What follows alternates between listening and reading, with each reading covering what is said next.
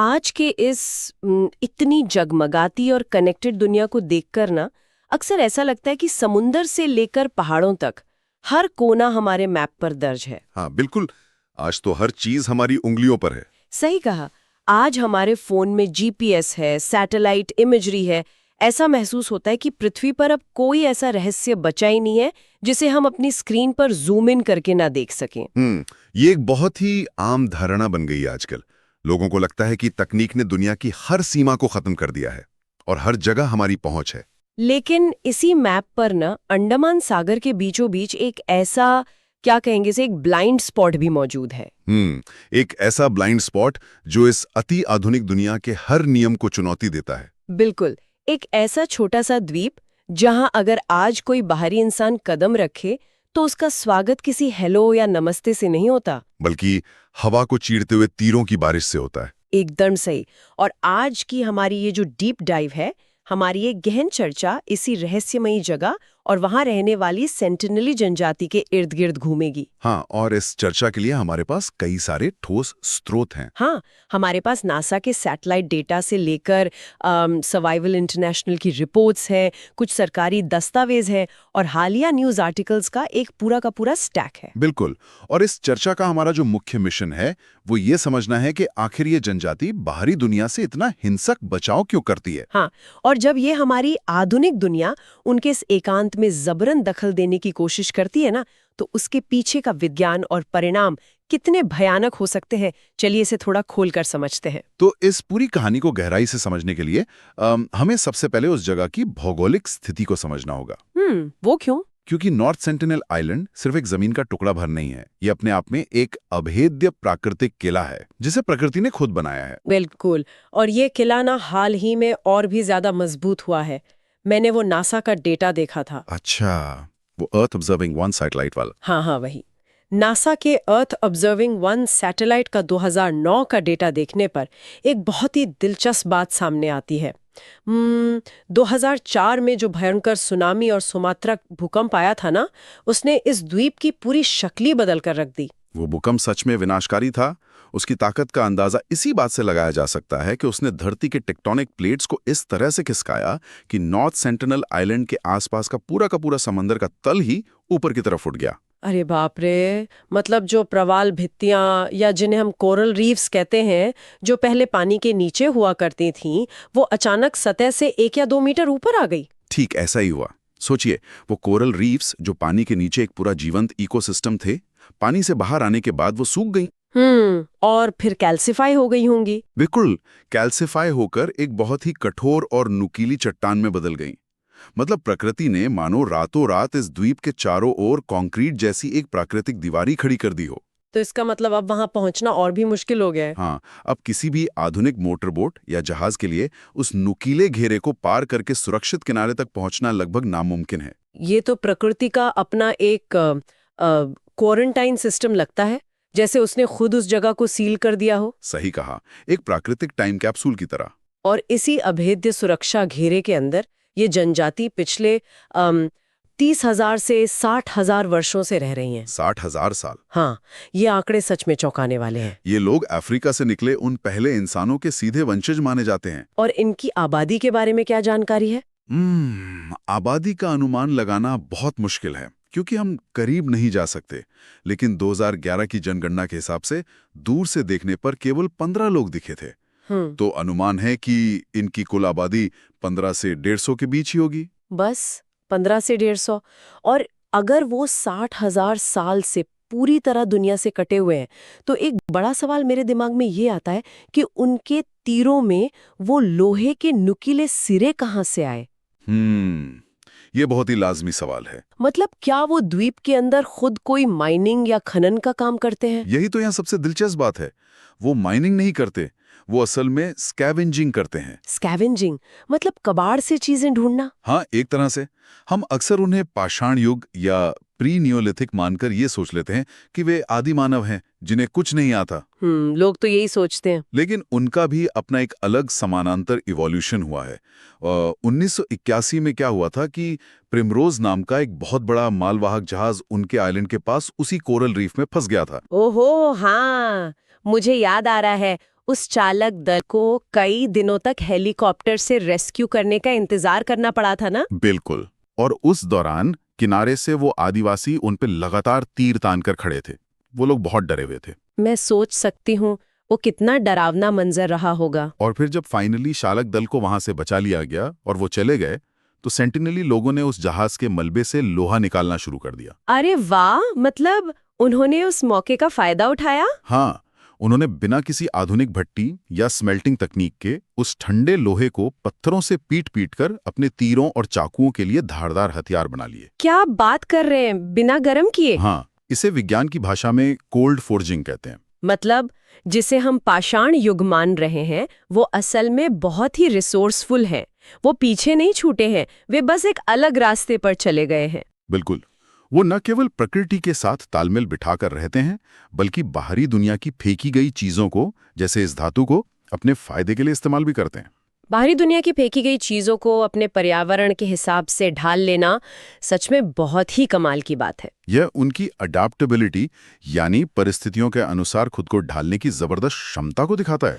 लेकिन अब यहाँ एक और पेच है। वो क्या? अगर वो बाहरी दुनिया का लोहा इतनी समझदारी से इस्तेमाल कर सकते हैं, तो बाहरी लोगों से इतनी नफरत क्यों करते हैं? ये सवाल हर किसी के मन में आता है। मतलब कोई भी उनके करीब जाता है तो वे तुरंत तीर क्यों चलाने लगते हैं?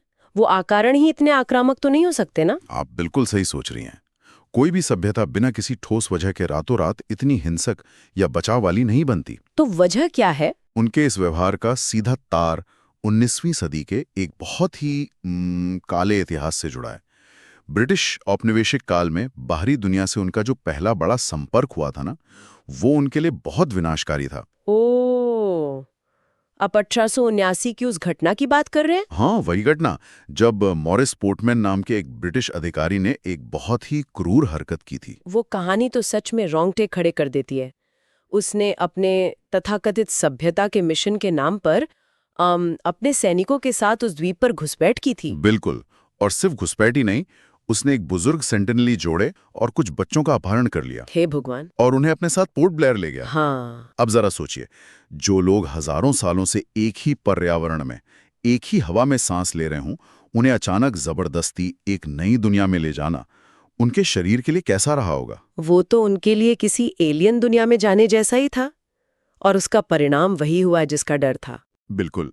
वो बुजुर्ग जोड़ा बाहरी दुनिया की आबोहवा और बीमारियों का सामना नहीं कर पाया। वे बहुत तेजी से बीमार पड़े और उनकी दुखद मौत हो गई। कितनी भयानक बात है। और उस ब्रिटिश अधिकारी ने अपनी इतनी बड़ी गलती सुधारने के बजाय क्या किया? उसने जो किया वो और भी बड़ी गलती थी। उसने उन अनाथ हुए बच्चों को कुछ उपहार दिए और वापस उसी द्वीप पर ले जाकर छोड़ दिया। तो यहीं से वो सबसे बड़ा खतरा पैदा हुआ ना। उन बच्चों के साथ ना केवल वो ब्रिटिश उपहार वापस गए, बल्कि बाहरी दुनिया के खतरनाक कीटाणु और वायरस भी उस द्वीप पर पहुंच गए। एकदम सही। और अगर हम इसे थोड़ा विज्ञान के नजरिए से समझें, तो आखिर वो इतनी जल्दी बीमार क्यों पड़े थे? हाँ, ये एक बहुत जरूरी पॉइंट है। ऐसा क्यों हुआ? इसका पूरा खेल बायोलॉजी और रोग प्रतिरोधक क्षमता यानी इम्यून सिस्टम में छिपा है। इंसानों में ज्यादातर संक्रामक बीमारियां जैसे खसरा हो गया, चेचक या फ्लू, ये सब जानवरों से आई हैं, जिन्हें जूनोटिक बीमारियां कहते हैं। हाँ, जूनोटिक बीमारियां। अब चूंकि आधुनिक इंसान हजारों सालों से गाय, सूअर और मुर्गियों जैसे पालतू जानवरों के साथ रह रहा है, हमारे शरीर ने इन बीमारियों के खिलाफ धीरे धीरे एंटीबॉडीज बना ली हैं। लेकिन सेंटिनली लोगों के पास तो कोई पालतू जानवर है ही नहीं। यही तो कैच है। वो 60,000 सालों से एक बिल्कुल अलग इकोसिस्टम में है।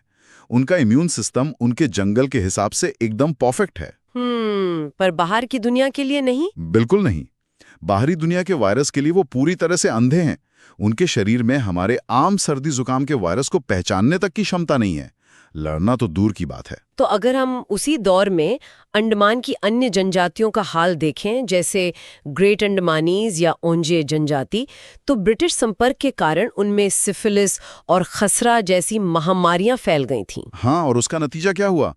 उनकी हजारों की आबादी कुछ ही दशकों में लगभग खत्म हो गई। वो विलुप्त होने की कगार पे पहुंच गए। बाप रे! तो ये बहुत संभव है कि 1879 में जब वो बच्चे वापस द्वीप पर लौटे होंगे, तो सेंटिनेली द्वीप पर भी कोई भयंकर महामारी फैली होगी। इसकी पूरी संभावना है। हो सकता है उस एक घटना ने उनकी आधी से ज्यादा आबादी को तबाह कर दिया हो। पता है, ये जो बात है ना, ये एक बहुत बड़ा aha मोमेंट है। मतलब सोचने का नजरिया ही बदल जाता है। कैसे? लोग अक्सर उन्हें असभ्य या जंगली कहकर पुकारते हैं क्योंकि वे कोई भी हेलीकॉप्टर या नाव देखते ही तीर चलाने लगते हैं।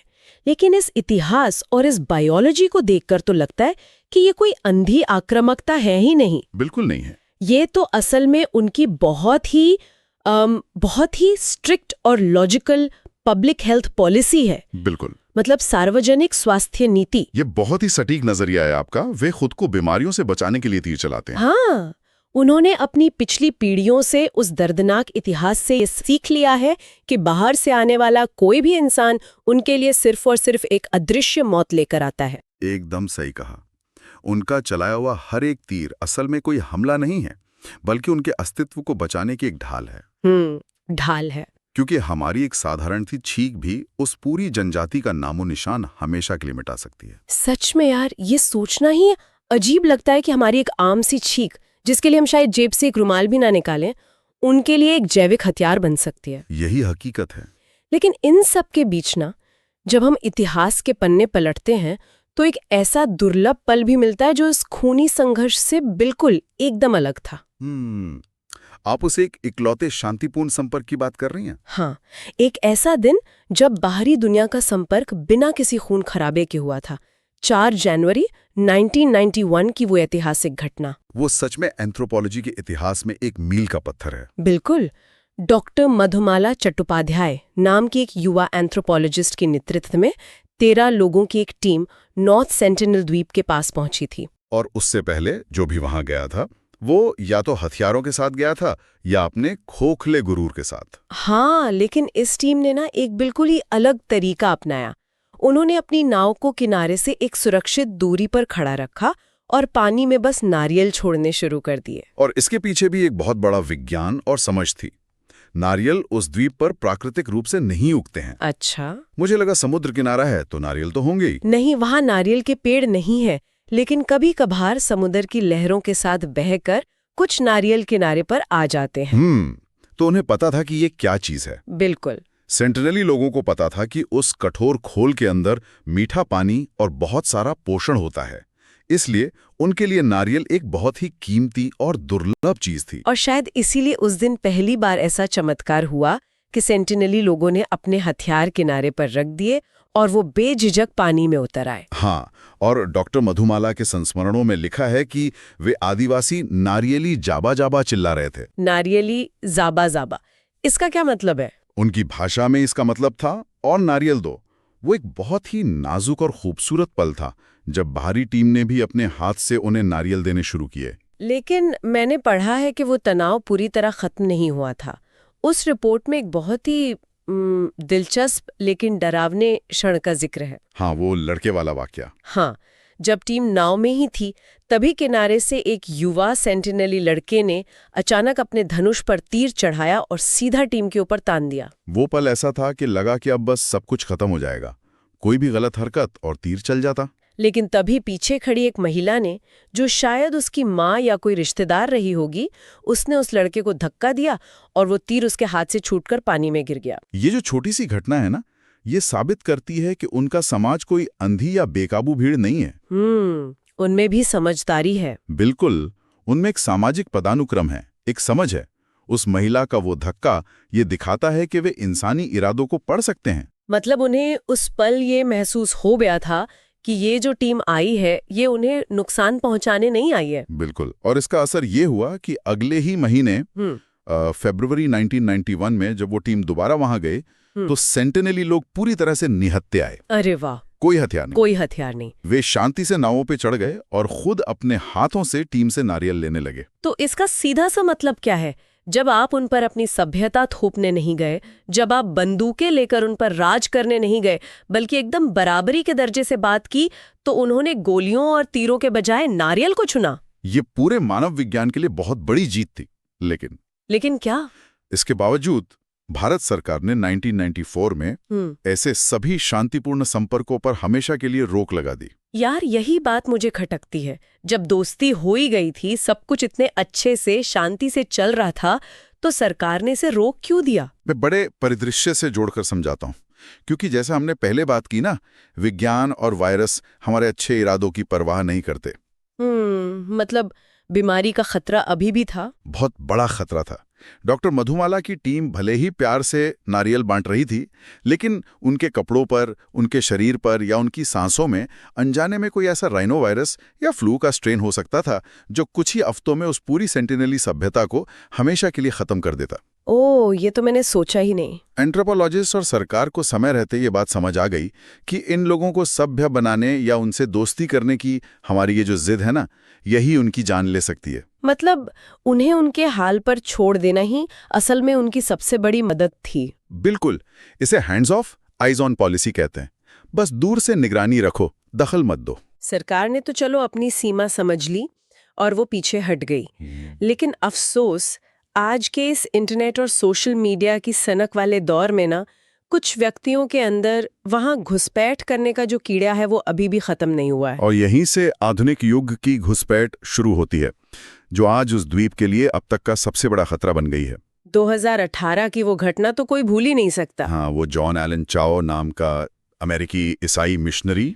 बिल्कुल, उसने इस आइलैंड को क्या कहा था, शैतान का आखिरी गढ़ मान लिया था, मतलब सैटन्स लास्ट स्ट्रॉन्ग होल्ड। उसकी सनक का स्तर देखिए कि वो किसी भी कीमत पर वहां जाकर उन लोगों का धर्म परिवर्तन करना चाहता था।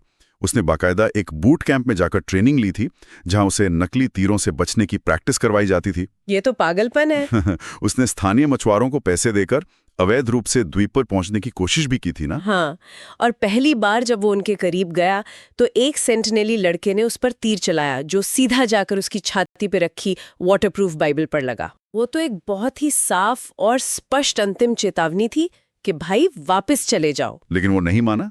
17 नवंबर को जब वो दोबारा उस द्वीप पर जबरन गया तो आदिवासियों ने आखिरकार उसे मार दिया। ये एक दुखद अंत था, लेकिन अगर हम सेंटिनेलीज के नजरिए से देखें तो वे बस अपने घर और अपने वजूद को उस अदृश्य मौत से बचा रहे थे जो बाहर से आती है। बिल्कुल। और देखिए, जॉन एलन चाओ की घटना तो एक धार्मिक सनक का नतीजा थी, लेकिन हाल ही की जो घटना सामने आई है वो हमारी आज की इस डिजिटल दुनिया की एक बहुत ही अलग तरह की बीमारी को दर्शाती है। आप अप्रैल 2025 की उस घटना की बात कर रहे हैं? हाँ, मिखाइलो विक्टोरोविच पोलियाकोव नाम का वो अमेरिकी यूट्यूबर। वो तो सच में गुस्सा दिलाने वाली घटना है। उसने जीपीएस और एक बहुत तेज मोटरबोट के जरिए 9 घंटे में 25 मील का समंदर पार किया और उस प्रतिबंधित द्वीप पर जा उतरा। और उसने वहां जाके किया क्या? वही तो, वो महज 5 मिनट के लिए द्वीप पर उतरा। वहां उसने डाइट कोक की एक कैन और कुछ नारियल पानी रेत पर छोड़ा, अपने व्यूज के लिए अपना वीडियो बनाया और चुपचाप वापस आ गया। आजकल लोगों को इंटरनेट पर व्यूज और लाइक्स की इतनी भूख है कि वे अपने एक सोशल मीडिया स्टंट के लिए पूरी की पूरी सभ्यता को दांव पर लगा देते हैं। सही में, लोग इस हजारों साल पुरानी सभ्यता को किसी वीडियो गेम का लेवल समझ रहे हैं। इस घटना पर सर्वाइवल इंटरनेशनल ने बहुत ही गहरी चिंता जाहिर की है, और इसका कारण सिर्फ ये नहीं है कि उसने वहां जाकर कचरा फैलाया। तो मुख्य चिंता क्या है? मुख्य चिंता ये है कि वो जो डाइट कोक की कैन है वो असल में एक बायोलॉजिकल टाइम बॉम्ब है, एक जैविक हथियार। Biological time bomb? लेकिन समंदर के खारे पानी और वहां की तेज धूप से क्या उस कैन पर लगे बैक्टीरिया अपने आप मर नहीं जाएंगे? यही तो हमारी सबसे बड़ी गलतफहमी है। आधुनिक वायरस और पैथोजेंस एल्यूमिनियम या प्लास्टिक जैसी सतहों पर कई घंटों से लेकर कई दिनों तक जिंदा रह सकते हैं। अरे बाप रे! सोचिए, उस यूट्यूबर ने उस कैन को अपने हाथों से छुआ होगा, उसके पसीने या लार के कण उस पर लगे होंगे। और उस द्वीप की उमस भरी गर्मी तो? बिल्कुल, वो गर्मी उन कीटाणुओं के लिए एक इंक्यूबेटर का काम करती है। अब मान लीजिए अगर कोई सेंटिनेली व्यक्ति उस कैन को उठाकर देखता है और फिर गलती से अपनी आंख या मुंह को छू लेता है, तो वो वायरस सीधे उसके शरीर में चला जाएगा। हाँ, वो वायरस एक ऐसी आबादी में प्रवेश कर जाएगा जिसके पास उससे लड़ने के लिए कोई ढाल है ही नहीं। उस बेवकूफी भरे 5 मिनट के स्टंट की कीमत उस 60,000 साल पुरानी पूरी मानव जाति के विलुप्त होने के रूप में चुकानी पड़ सकती है। ये सच में बहुत बहुत डरावना है। तो अगर हम आज की इस पूरी चर्चा और इन सारे स्रोतों को एक साथ जोड़कर देखें तो तस्वीर बहुत साफ हो जाती है। हाँ, तस्वीर यही है कि सेंटिनली लोगों को हमारी इस प्रगति, हमारे धर्म या हमारे इंटरनेट के स्टंट्स की कोई जरूरत नहीं है। बिल्कुल नहीं है। वे अपने पर्यावरण को, अपनी दुनिया को हमसे कई बेहतर समझते हैं। और इसका सबसे बड़ा सबूत वही 2004 की सुनामी है, जिसकी हमने बिल्कुल शुरुआत में बात की थी। सुनामी में तो सब कुछ तबाह हो गया था ना? हमारी दुनिया में हुआ था। जब वो भयंकर सुनामी आई तो आधुनिक दुनिया, जिसके पास इतने सारे रडार थे, अर्ली वार्निंग सिस्टम थे, वो भारी नुकसान झेल रही थी। लाखों लोग मारे गए थे। हाँ, वो बहुत भयानक मंजर था। लेकिन जब भारतीय तटरक्षक बल का हेलीकॉप्टर ये सोचकर नॉर्थ सेंटिनल द्वीप के ऊपर गया कि शायद वो आदिवासी पूरी तरह खत्म हो गए होंगे, तो उन्होंने क्या देखा? क्या देखा? उन्होंने देखा कि सेंटिनल लोग बिल्कुल सुरक्षित थे। अरे वाह, बिना किसी वार्निंग सिस्टम के? हाँ, उन्होंने बिना किसी मशीन या रडार के प्रकृति के संकेतों को बहुत पहले ही पढ़ लिया था। हवा का रुख बदलना, समंदर का अचानक पीछे हटना, पक्षियों और जानवरों का अजीब व्यवहार, उन्होंने वो सब पढ़ा जो हमारी मशीनें नहीं पढ़ पाईं। मतलब वे सही समय पर द्वीप के ऊंचे स्थानों पर चले गए थे। बिल्कुल, वे हमसे बेहतर अपनी रक्षा कर सकते हैं।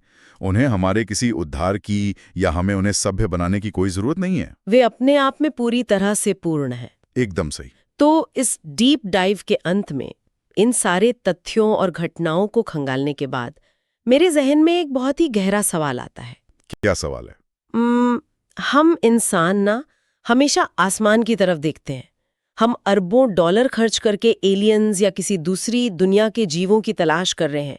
हम अक्सर सोचते हैं कि अगर कोई अलग सभ्यता मिली तो हम उनसे कैसे जुड़ेंगे, कैसे बात करेंगे।